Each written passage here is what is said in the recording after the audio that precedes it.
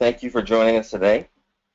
We have a presentation today where we're going to talk about PCI compliance. PCI compliance is very popular in the United States, and I want you to get an idea of why you should even bother with it.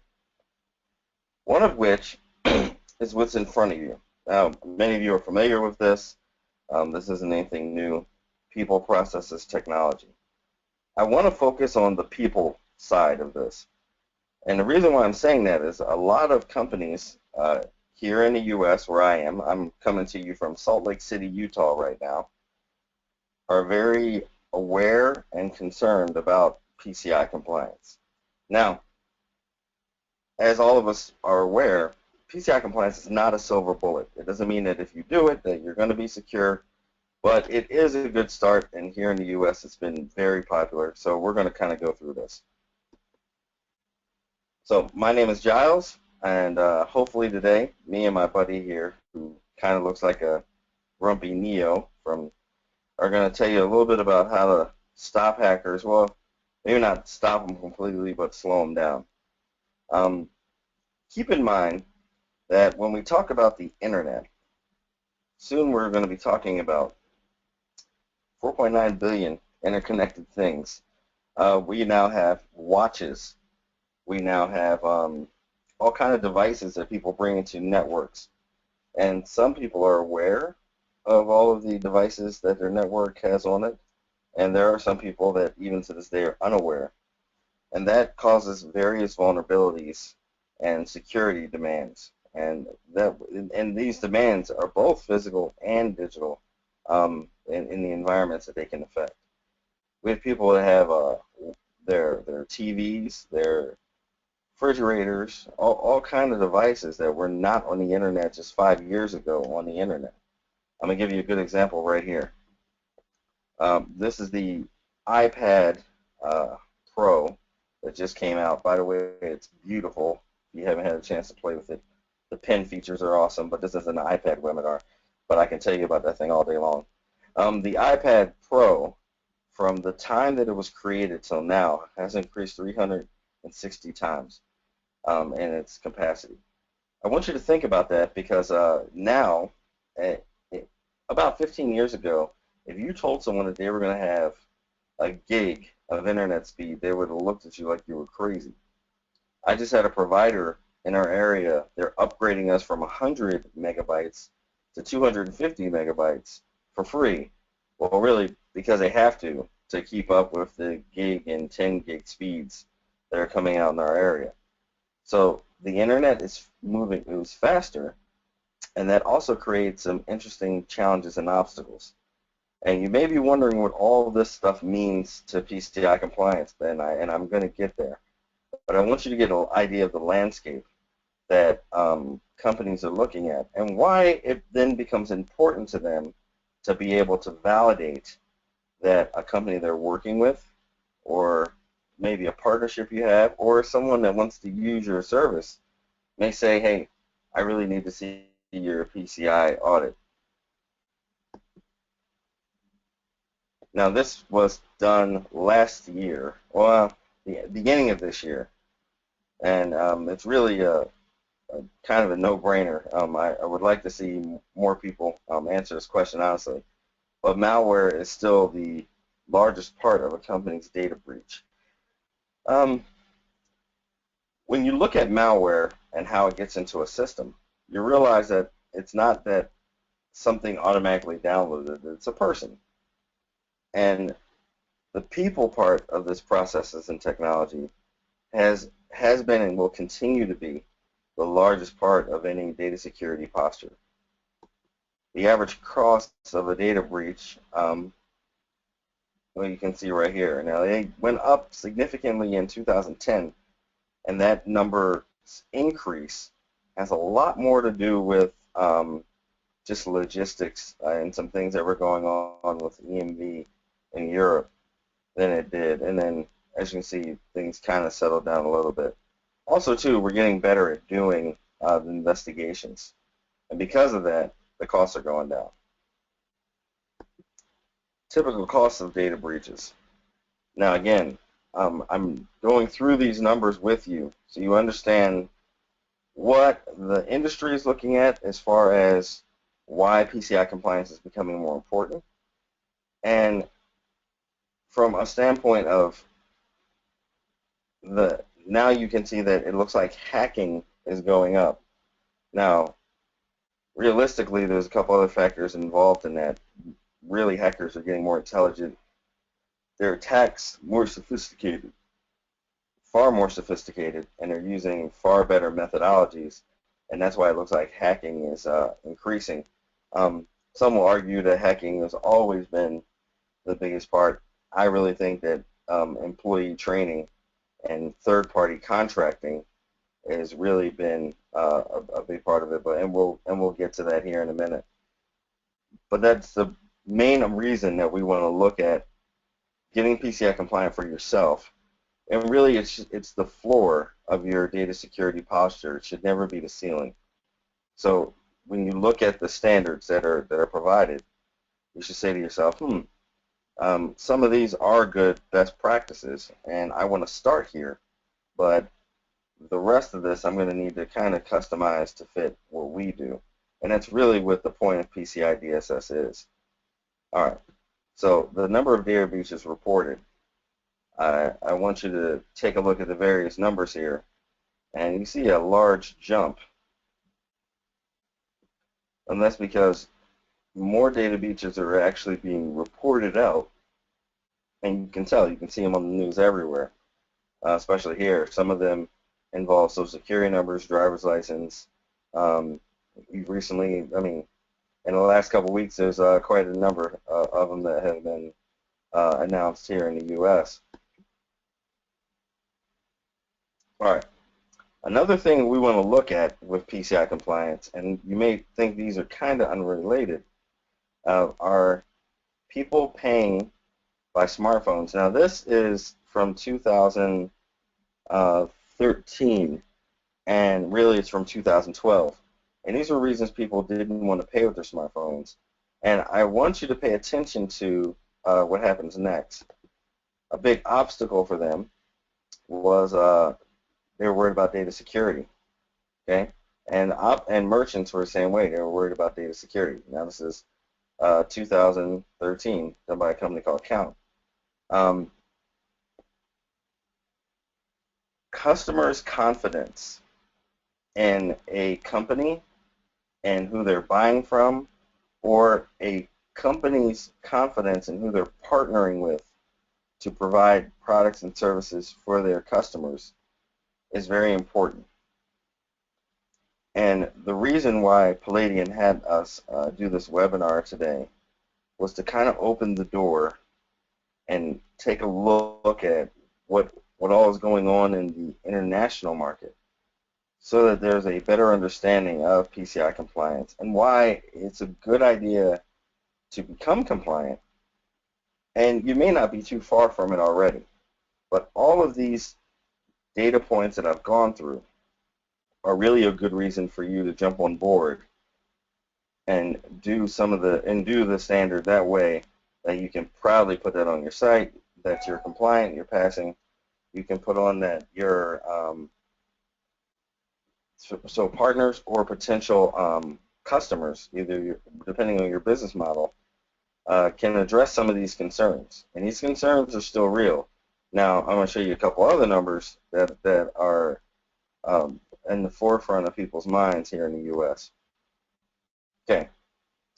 This is a number of records stolen, percentage of records stolen, and I think this is actually 2 years ago. And you can see retail, financial, really still dominated the marketplace.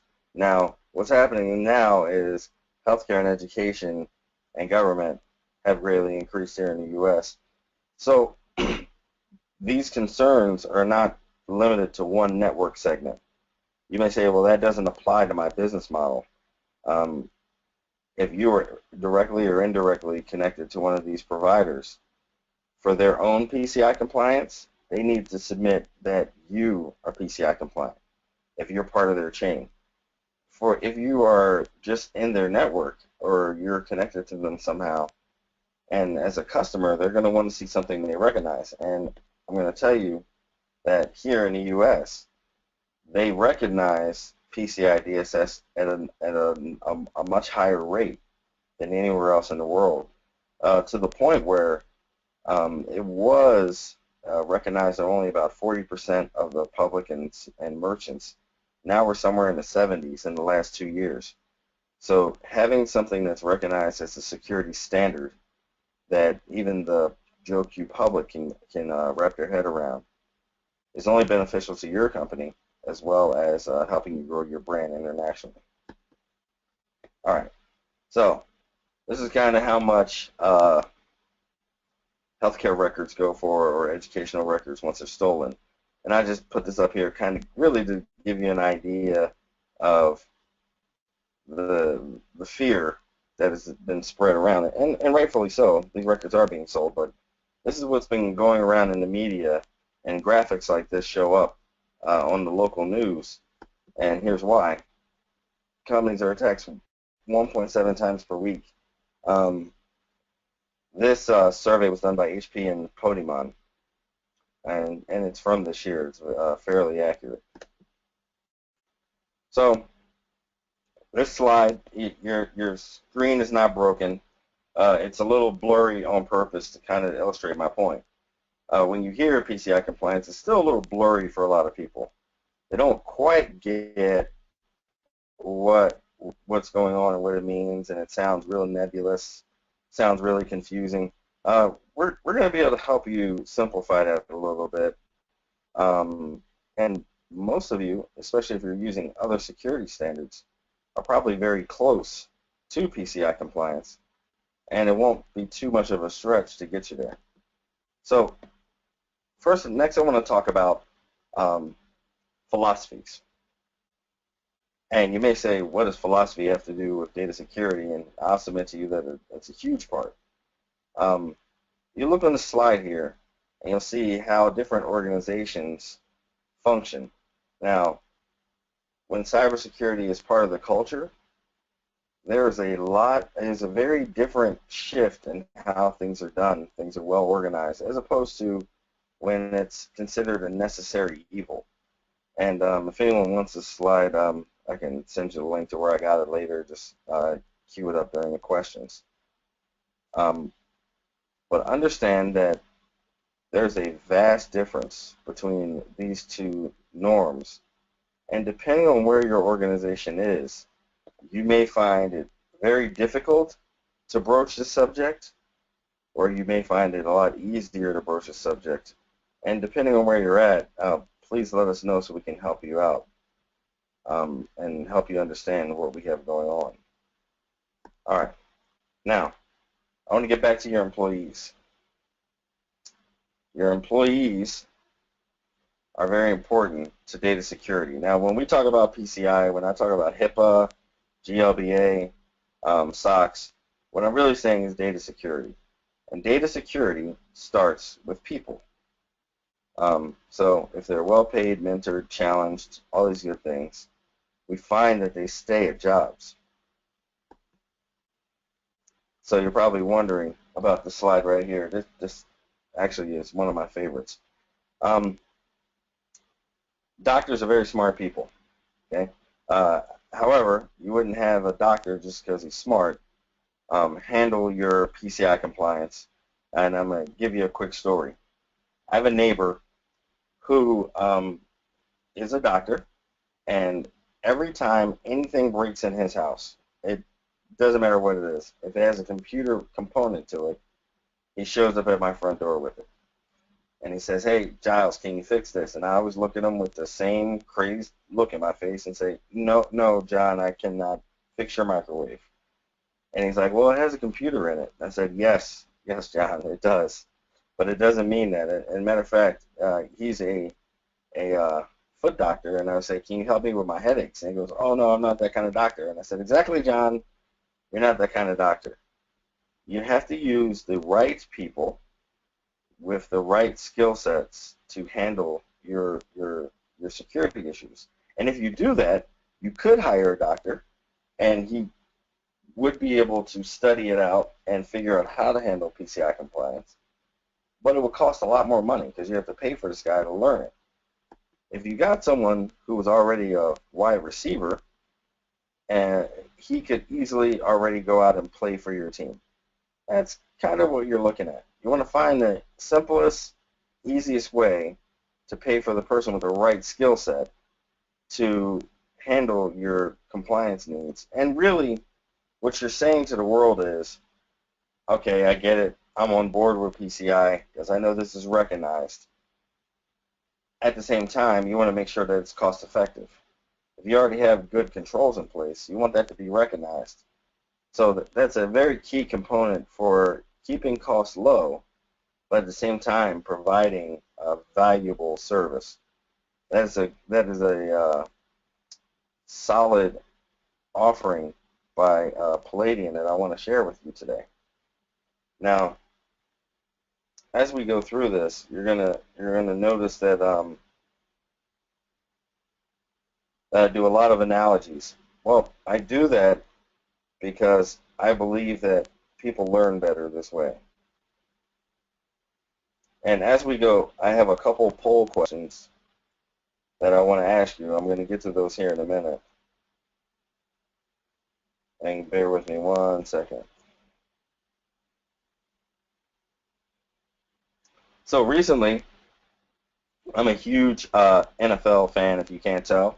I played football high school and also played a little after the fact. And I remember one of the first practices I had, I was playing offensive line. And for those of you guys that don't know, that's the big guys that do the blocking, and they're right here.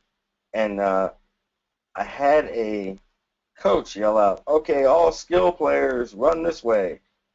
So I started running, and one of the linemen said, no, stop. We're not a skill player.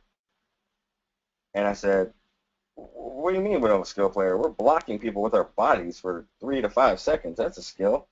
He goes, no, they mean guys that touch the ball. And I said, well, the center's right here. He said, well, that's considered a skill, but that's not what we're talking about. So now I was a little disgruntled, and my football career was taking a nasty turn. If you take out the blockers from this scheme right here, if you took out these two guys and these two guys, and you counted this guy as a tight end, let's just count him as tight end. These guys are going to come in and kill whoever's in here with the ball. This illustration is really to show you that without blockers, without the right people with the proper skill set, this game changes very quickly and goes in the way of the attackers. So I want to take a second here and ask you a poll question real quick. Is your company currently using SSL or TLS? And you can just enter right here, right on the slide. And just take a minute. Let us know if you're using SSL or TLS. This is a big thing that's made the news internationally, but definitely here in the U.S. And a lot of providers are paying close attention to it. And I'm talking about it when I'm talking about skills, because this is something that's on the front line, and it's on the minds of those that are potentially your customers here in the U.S. or that are involved in this, or direct customers. Now some of phone apps or computer apps will tell them that they're connecting to your site, and your site is using SSL. So definitely something you want to be aware of. And we're going to post a poll here in a second.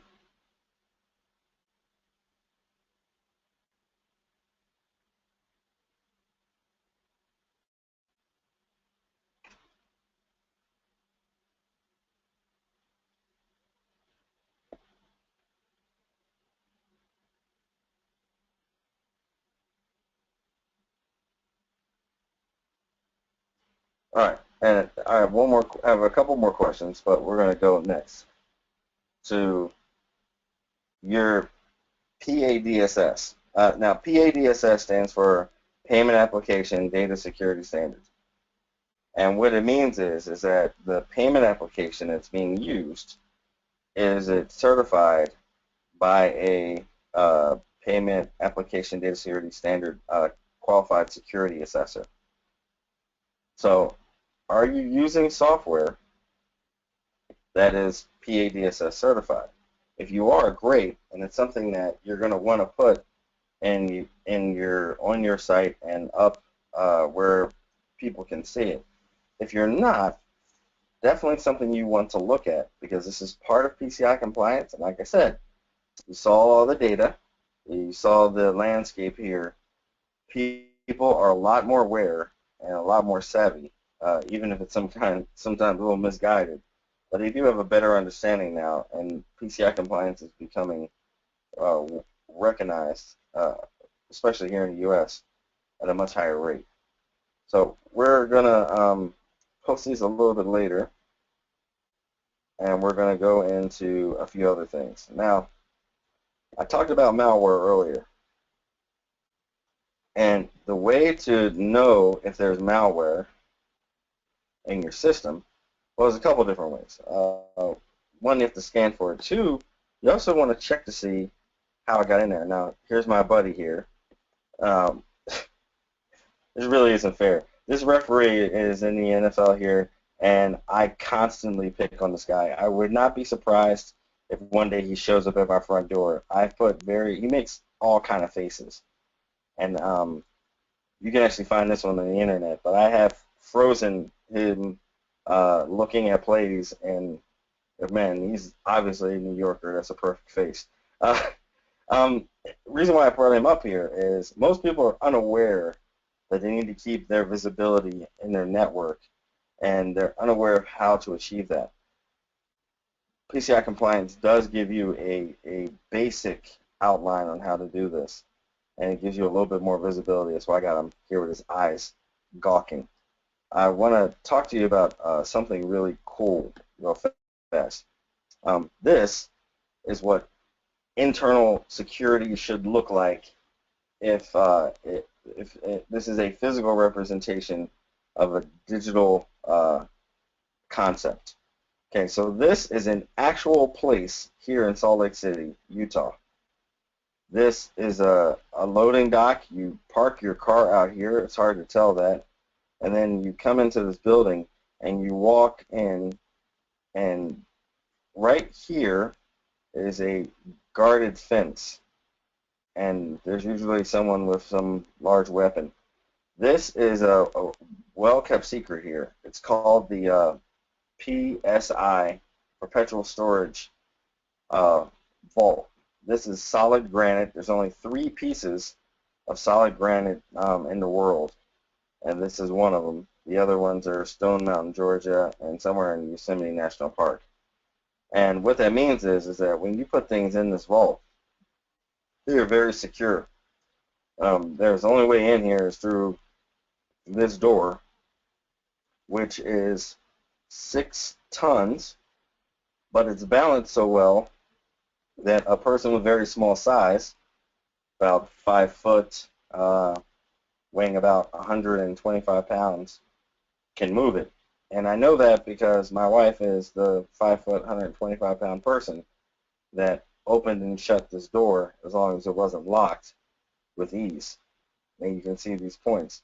This door is manufactured by a company in Hiroshima, and their claim to fame is that that these doors can withstand anything, including a nuclear blast. And how they know that to be true is that company was there when the bomb was dropped in 1945, and the only thing still standing from their buildings were these doors. So these doors are tough. So you walk into this loading dock, you come to a massive door. Now you came to a door here as well. There's a lot of internal visibility. There are cameras in here. There's cameras in the security offices. There's the regular offices here. And then there's a digital vault and the main vault, where the only thing that comes in is a pipe of internet, and there's also monitoring with cameras all over the place. About anywhere you go inside of here, there's multiple cameras on you at any one given time. Let me help you with this illustration a little further. Some of you may have kids, and I don't know about you. I have 4 of them. Well, currently we have twin 3-year-olds, and this illustration is one of the best ways to talk about being aware of what you don't know.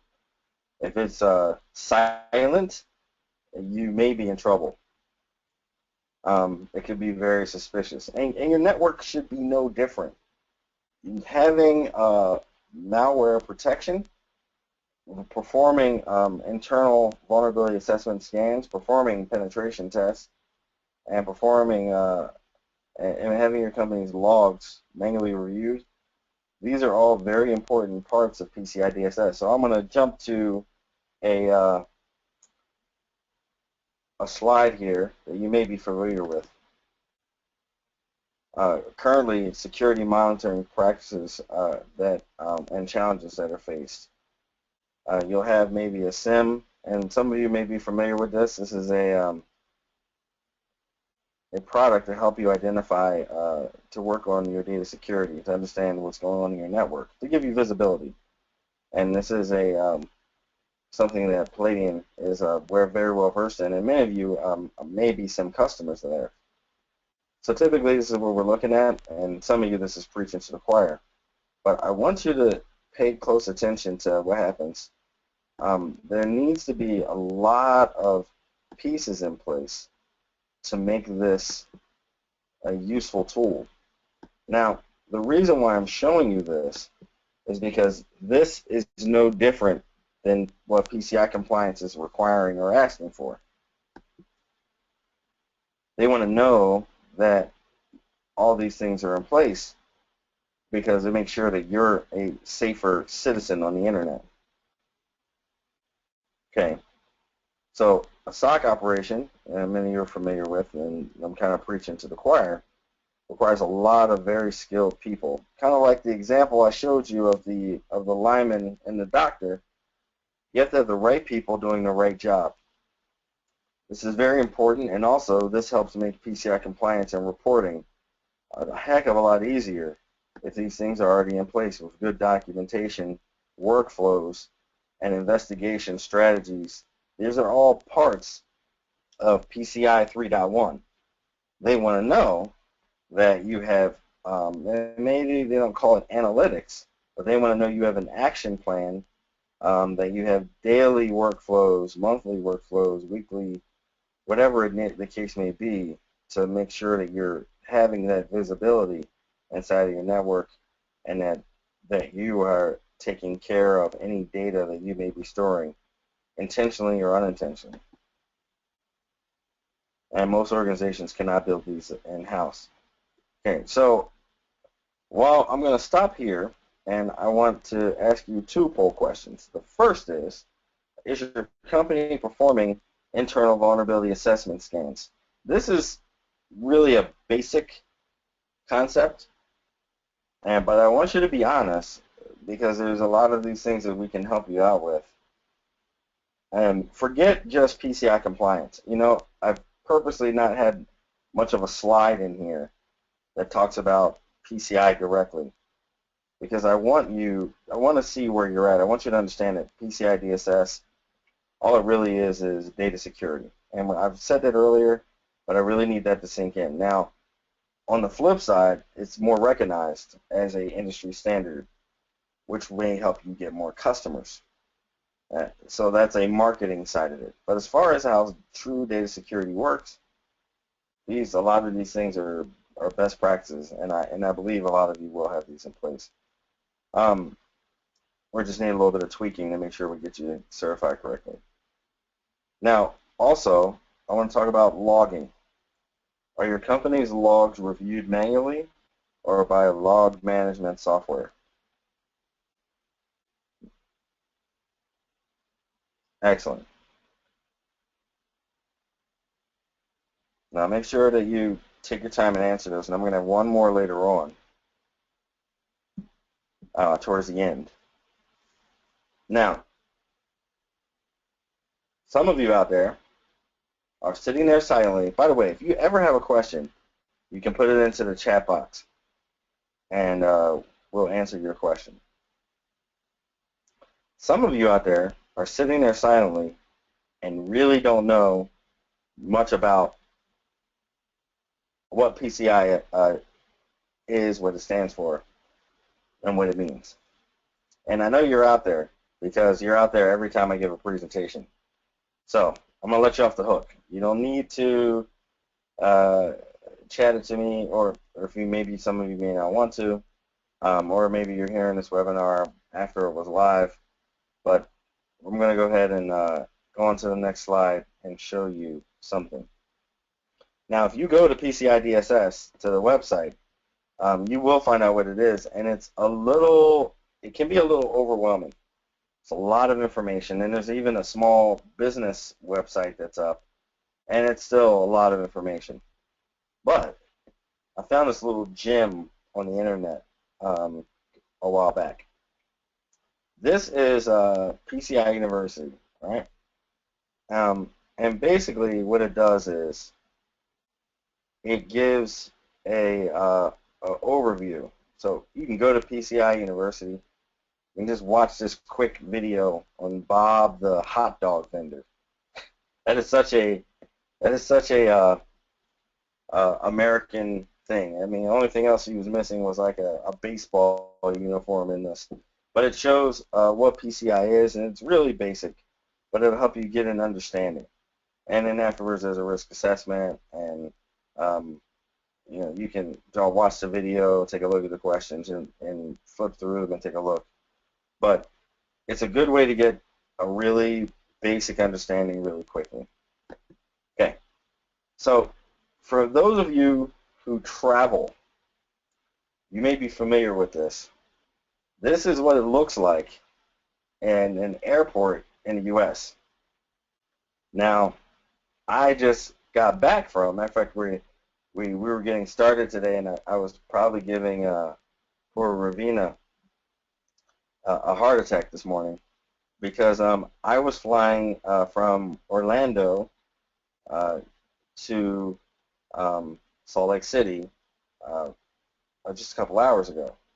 And some of you may be aware that flights going to Air France there were bomb threats called in, so the flights were diverted. Well, lucky me, one of them was diverted right here at Salt Lake City. So as I landed, they had hazmat and people out checking the plane, and people were deplaning. So there was a little bit of chaos going on. And as you come out of coming out of a flight or going in, you can see this scene. And every time I see all the TSA agents working and I see various things, I always think to myself, how many terrorists or people with bad intentions, let's just not even call them terrorists, people who are getting on planes to cause chaos, how many of them have they caught? And to my knowledge today, the answer is 0. There was a gentleman a couple years back that had a bomb in his shoe, and he got caught by the people on the airplane. And that really is telling to me. I don't want your company to do PCI compliance to check boxes and say you're compliant. Actually applying these standards will put your company in a better security posture. We'll make it so we already have the better security posture, may help you enhance what you're already doing, may show you some things that you weren't aware of. It is a very solid, well-rounded standard, and it's based on SANS and a few of the other ones that were used. And it's also evolved into its own because credit card processing, just like I showed you with the example of the iPad, things have evolved, and they're evolving quickly. And iterations of technology are now happening in months instead of years. So when you look at this, and I'm sorry if anyone out there is a TSA agent, we want to make sure we're just not doing security for a routine and just to say we're doing it. I can't tell you, matter of fact, I got a sharp object past them both times I flew today without even realizing it. I have a business card from a gentleman. His name is Minnick. He's a very famous hacker who started a company. His business card is actually a set of lockpicks, and two of them are very sharp. And when I went into my bag before the beginning of his webinar, I actually poked my finger on it. I was like, oh yeah, these lockpicks are in here. And then I had to laugh. I was like, of all the things they didn't take from me, they'll take my water, because 4 ounces of water is dangerous, apparently. You could drown somebody in the plane. But they didn't take the sharp lockpick that I really could have damaged somebody with. So just FYI. There's a few things that we want to look at, especially making sure that there's visibility and not just having checking boxes for the sake of checking boxes. Okay, so we're way over halfway into it, and we're looking at the first slide on PCI DSS, which was kind of my point, right? And these are the different items. You're looking at building and maintaining a safe network. You want to make sure you have the right people who are helping you to either know you have the right things installed or helping you get those in place. We also want to make sure that some housekeeping things are taken care of. Any third-party devices, passwords, things of that nature. And you can read this list, but I'm going to go through a couple of them. Remember the analogy of the football team. Well, you want to make sure that the linemen are blocking, right? Now, in American football, as my wife says it, her family's from Mexico, so it's got to be American football. And I have a lot of friends that are former football players. There's quite a number of them that live here in Utah. And I tell her, don't ever say that in front of them. And now it's like her banner. She goes, no, that's American football. So in football, we're not going to give in to her football hating.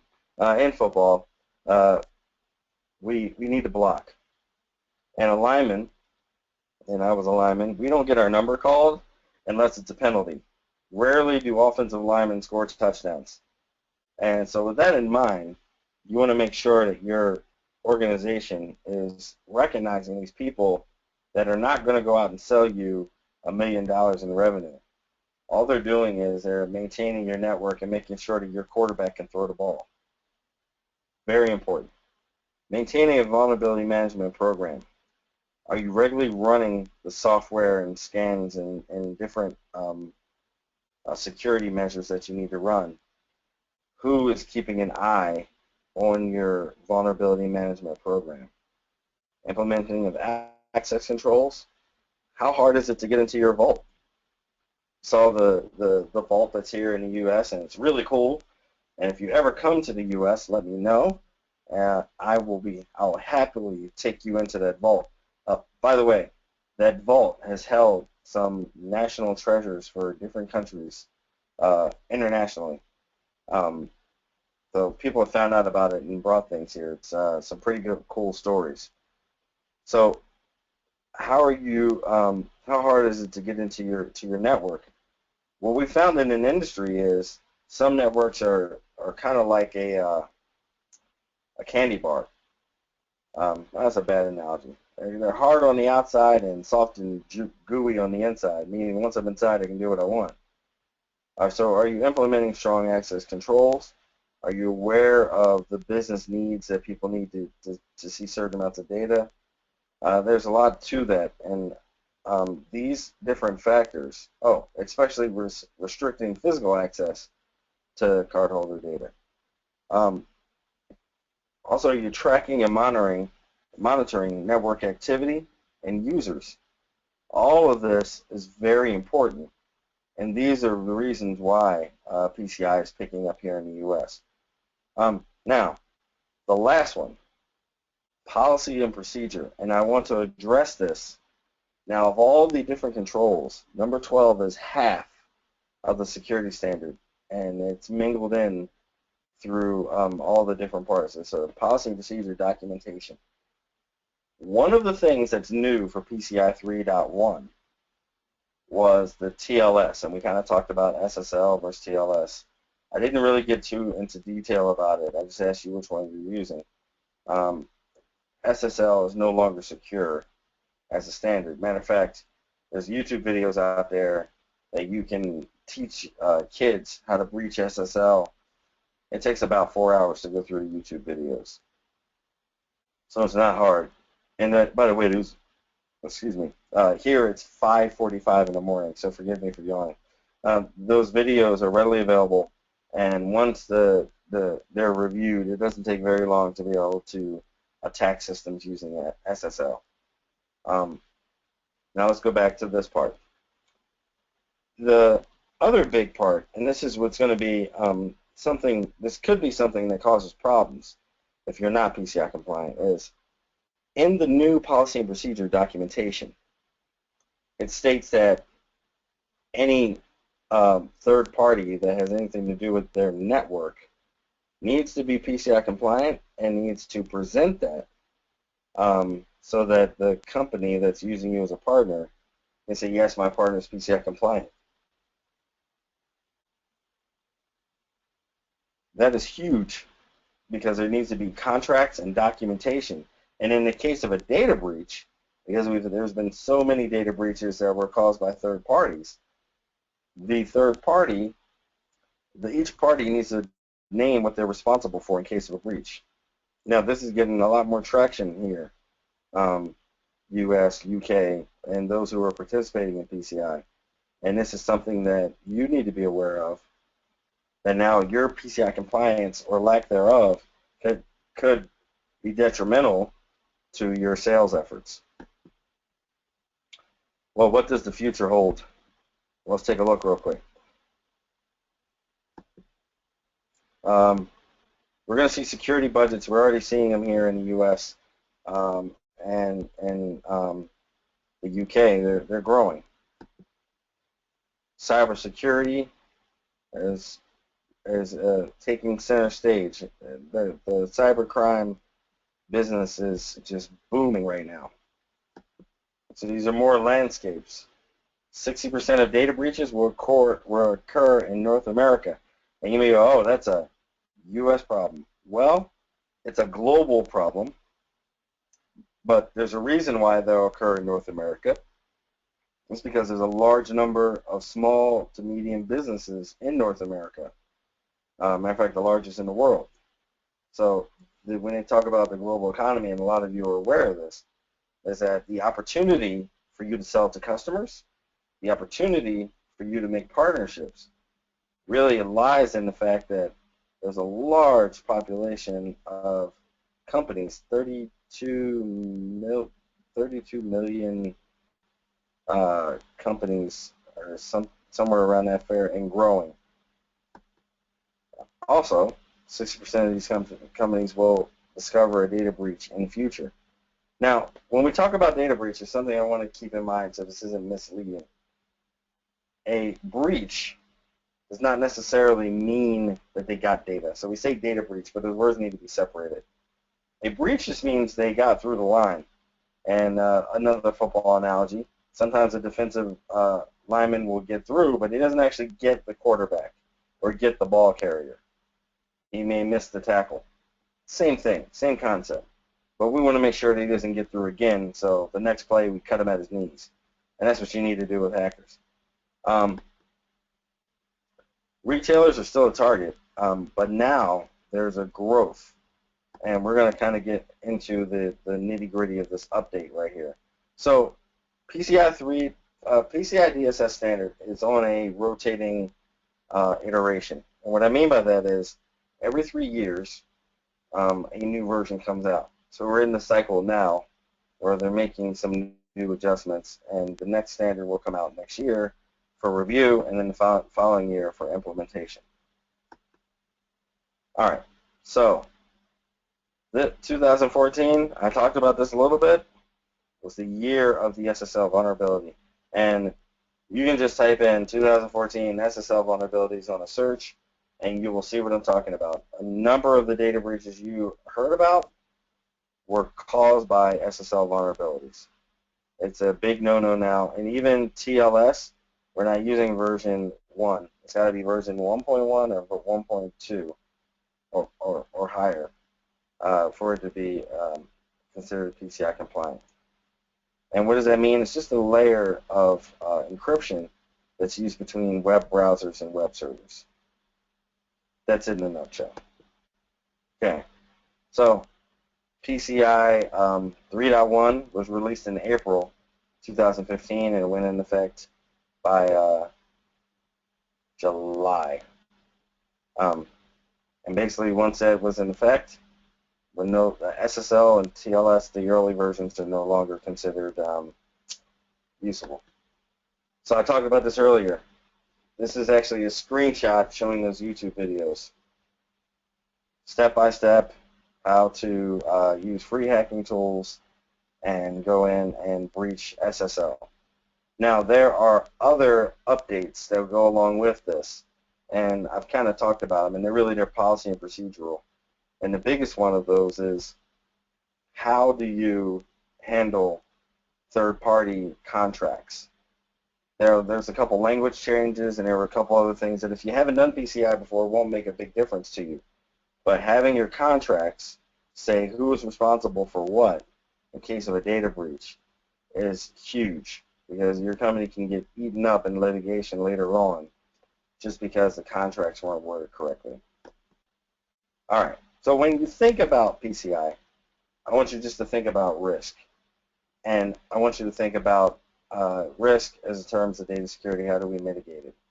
A big thing that's going on here, of course, is the EMV switch. And we're not going to spend a terrible amount of time on this, but something to think about here in the U.S. And when you look at it, there's a lot of myths out here. And this is a place where you may find the ability to be a value add to your partnerships here in the U.S. or to customers, because you are more aware and with chip and pen. And here we're doing chip and signature, and don't get me all started. But be aware, just giving you an idea of the landscape. These are this is what's going on here, and this is a lot of the information that's being out there. There's been a lot of money being spent on this upgrade.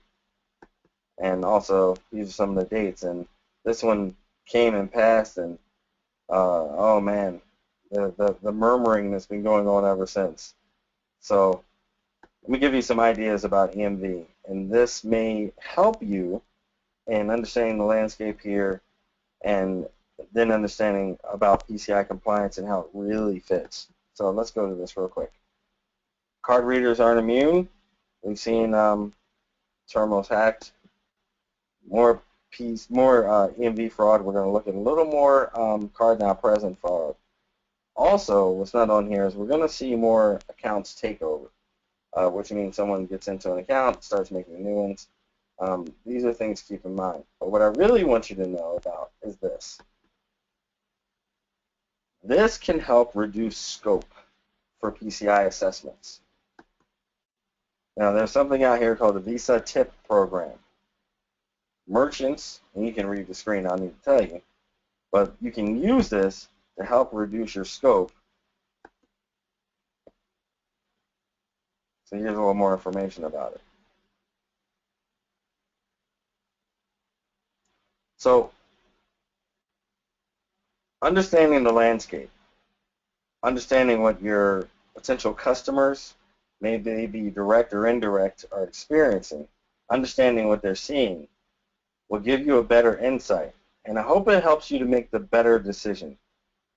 You came here through Paladion Networks. Paladion Networks is a strong member of the security universe. And they have a wide variety of products and services, including PCI DSS audits among some of them. I implore you to give them a contact and ask them how you can begin this process and see where you're at and what you need to do. This is only going to help you strengthen your global stance and grow your market share. And you may say, why am I spending money? Well, you have to spend money to make money. We all know that. But giving someone the peace of mind that your product or service is not going to cause them embarrassment, but will be an enhancement to them, and will not be the way a data breach starts for their company, will help with relations here. Now, I'm going to kind of pop through this, and get right to here. Breaches are very commonplace here in the U.S. By the way, all of these slides I pulled off of the newspaper April of this year. It was all the same day. You see there's some international ones. All the same day, same newspaper. I'm sorry, different day, same newspaper, same week. Be aware that the media here is bombarding people with data breach information.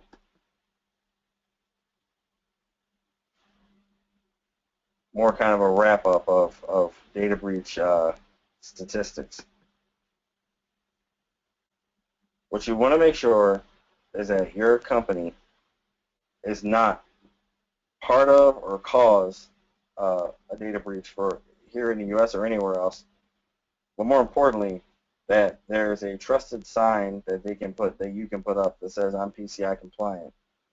And even though other companies that have been PCI compliant were breached because they were kind of doing the TSA checkbox thing, when you have a good partner like Paladion to come do your audit, they're not just going to check boxes. They're going to make sure you're really secure.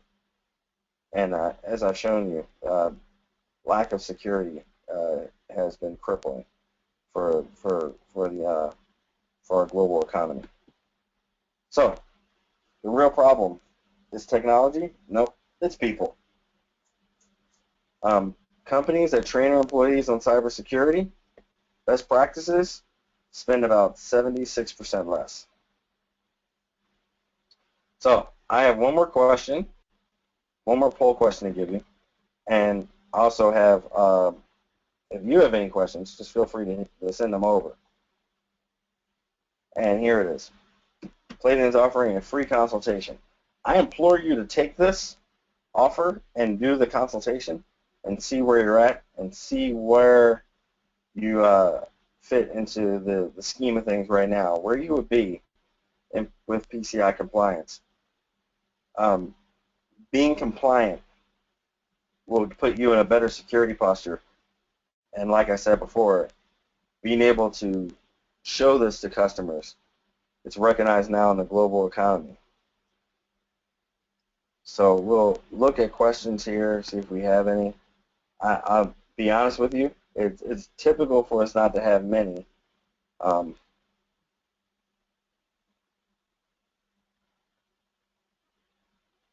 It's typical for us not to have many because there's a lot of information. Even when I do in-person sessions, it's a lot of information. So if you have one later on, feel free to contact me through Paladion, and we will take your questions.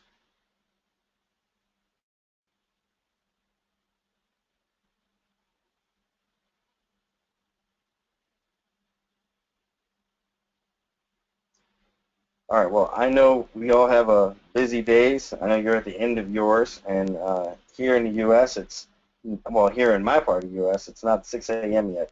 So mine hasn't officially started. It will soon. I'm glad we did this early. You didn't have to hear everyone making a ruckus around me.